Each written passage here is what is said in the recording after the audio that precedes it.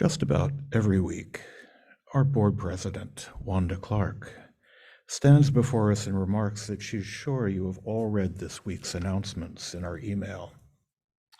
For those of you who read, as did I, that this week I would be preaching on the Buddhist practice of waking up early, this being the first Sunday of daylight savings time. For those of us who read that, I have one piece of advice. Don't believe everything you read. True. Those of us who can hear my voice know both the exquisite pain of losing an hour's sleep and the self-satisfaction of, nonetheless, being awake. It might be some consolation to realize that the Sanskrit word for being awake is simply Buddha. Having paid homage to the advertised theme of today's sermon, let me move on to perhaps more pertinent matters. For these are hard times, hard for some more than others, harder still for those who live outside the artificial circles of privilege that many of us inhabit. I, for one, stand here cloaked in the privileged armor of a middle-class, elderly, might I say, venerable, straight white male. So not quite so hard for me, but God knows, hard enough for my brothers and sisters, and especially right now, sisters. Hard if your first language isn't, God help you, English. Hard if your baseline color isn't, God help you, white. Your gender male and certain, your theology Trinitarian, hard. We've passed through Black History Month and now find ourselves in Women's History Month, both of which conveniently ignore the fact that every month is, by default, White Male Month. Frederick Douglass once wrote, "Fellow citizens, above your national tumultuous joy, I hear the mournful wail of millions, whose chains heavy and grievous yesterday are today rendered more intolerable by the jubilee shouts that reach them. If I do forget, if I do not faithfully remember those bleeding children of sorrow this day, may my right hand forget her cunning and my tongue cleave to the roof of my mouth." Douglass spoke of the millions of slaves, each counted as only 3/5 of a person under the Constitution of these United States, an insult that still lurks behind our Electoral College. He could just as well be speaking for our sisters, daughters, and mothers denied the autonomy of their own bodies. And soon enough now, for those who don't fit into that comfortable pigeonhole I find myself in, white, middle class, and male. Looking about me, paying perhaps more attention than I should to current events, I've been finding it increasingly difficult to find words of encouragement or comfort to characterize our world. It puts me to mind of that moment in the Christmas Carol, for me, a go-to 19th century Buddhist compendium, that moment when Scrooge addresses the ghost of his late partner, Jacob Marley. "Speak comfort to me, Jacob," implored Scrooge.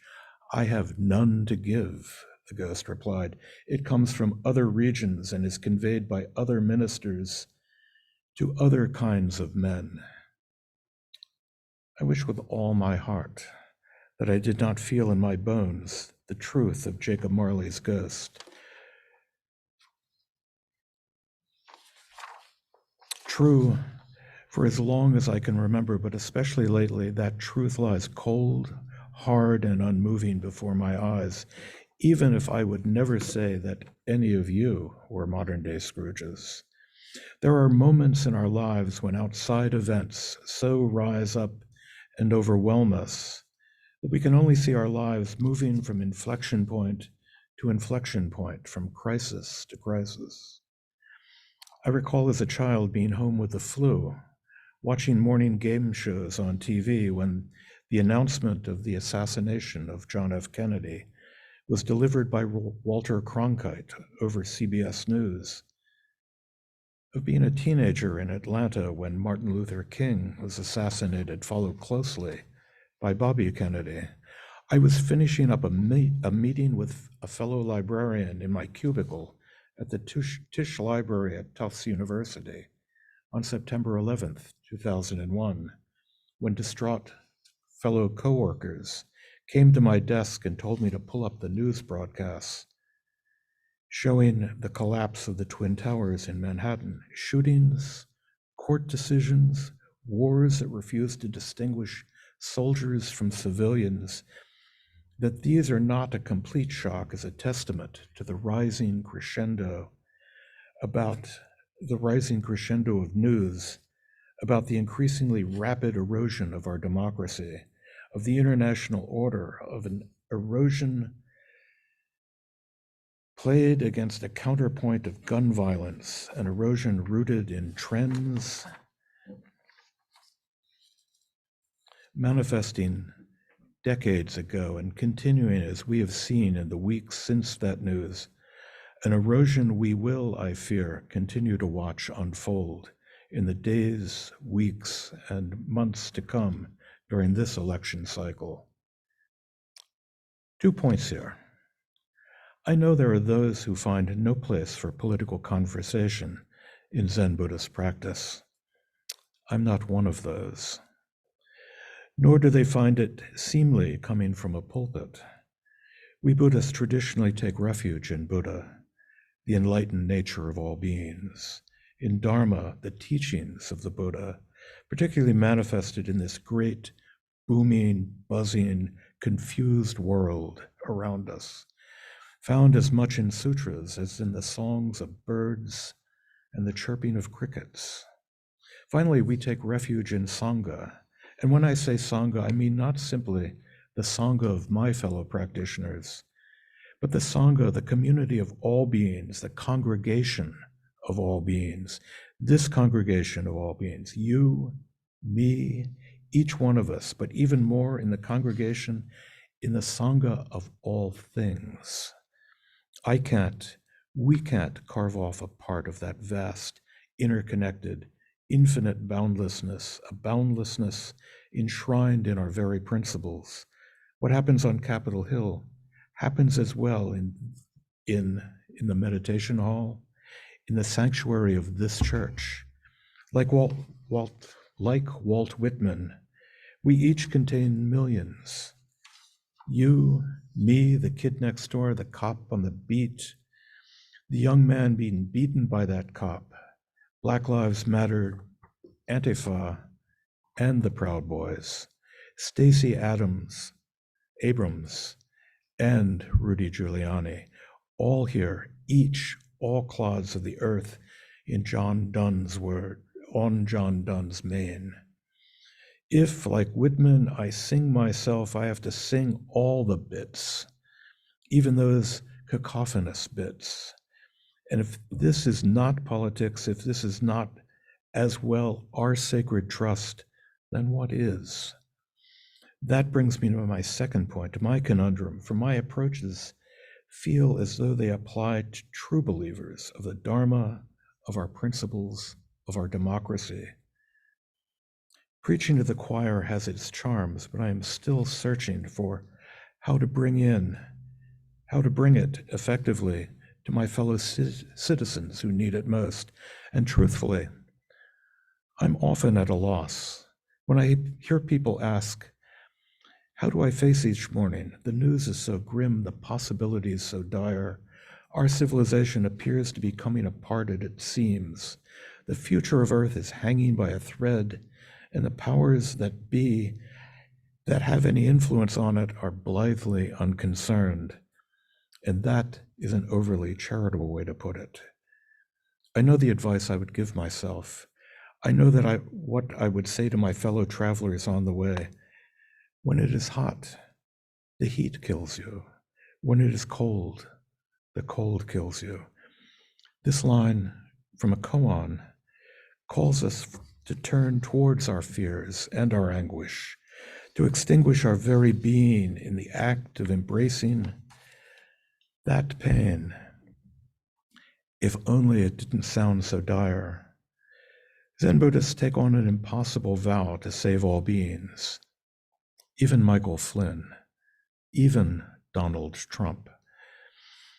It can be a hard sell for me, how much more so for my neighbors, for your neighbors, who look at the path the earth is careening down and consumed by their own fear, fear of the loss of status, of a loss of privilege, and one might well ask, what status and privilege have they ever had? They see it and glance aside or perceive it as just fine. Eyes they have and see not. What am I to say to the rest of the world? What can I do about the rest of the world? We have a substantially large part of the country who seem content with letting the country and the entire world fall apart at the seams for the sake of all those lies, political, economic, and environmental, which they are being fed each day. And this is our world, the world in which we live, work, worship, and practice. This is the world that is falling apart. The Buddha understood that we practice in these bodies, that if we are to come to know our true selves, it is within this body.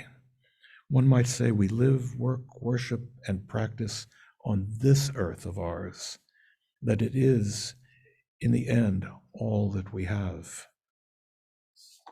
The Buddha sat beneath the Bodhi tree seeking enlightenment, saved from starvation by the gift of rice gruel, brought to him by a young child. The body needs rice gruel to see it through to the morning star, the star that awakened the Buddha, fuel to struggle through that long, dark night of the soul, striving to awaken, just as the Buddha came to realize through that gift of rice gruel that he needed to care for this very body. What if that morning star is obscured by clouds of smoke from a coal-fired power plant? What if that rice gruel will not suffice?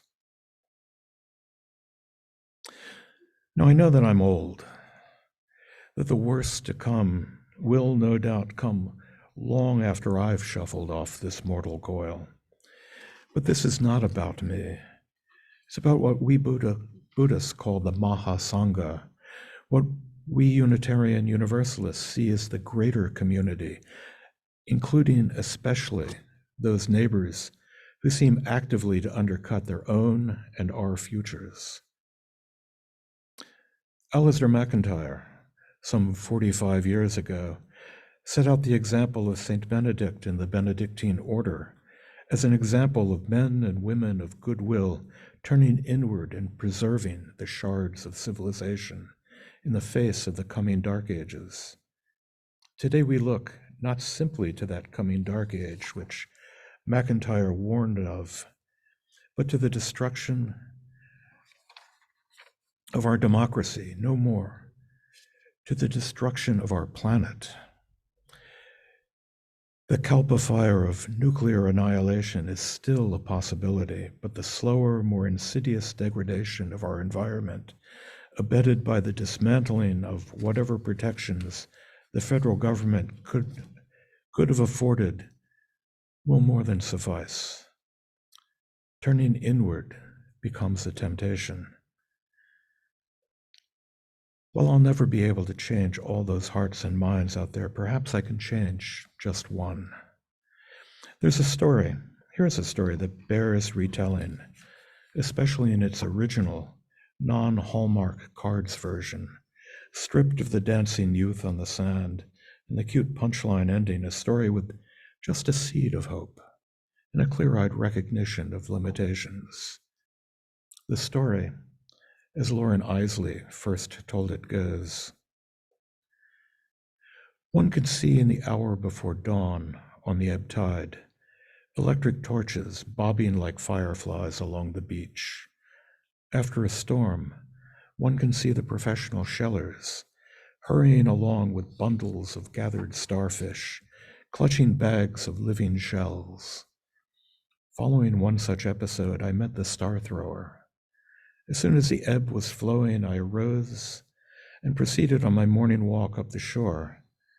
Now and then, a stooping figure moved in the gloom, or a rain squall swept past me, with light pattering steps. There was a faint sense of coming light somewhere behind in the east. Soon, the sun behind me was pressing upward at the horizon's rim, an ominous red glare amidst the tumbling blackness of the clouds. Ahead of me, over the projecting point, a gigantic rainbow of incredible perfection had sprung, shimmering into existence. Somewhere towards its foot, I discerned a human figure standing. He was gazing fixedly at something in the sand. Eventually, he stooped and flung the object beyond the breaking surf. I labored toward him over half a mile of uncertain footing. By the time I reached him, the rainbow had receded ahead of us, but something of its color still ran hastily in many changing lights across his features. He was starting to kneel again. In a pool of sand and silt, a starfish had thrust its arms up stiffly and was holding its body away from the stifling mud. "It's still alive," I ventured. "Yes," he said, and with a quick yet gentle movement, he picked up the star and spun it over my head and far out into the sea. It sank in a burst of spume, and the waters raged once more. "It may live," he said, "if the offshore pull is strong enough."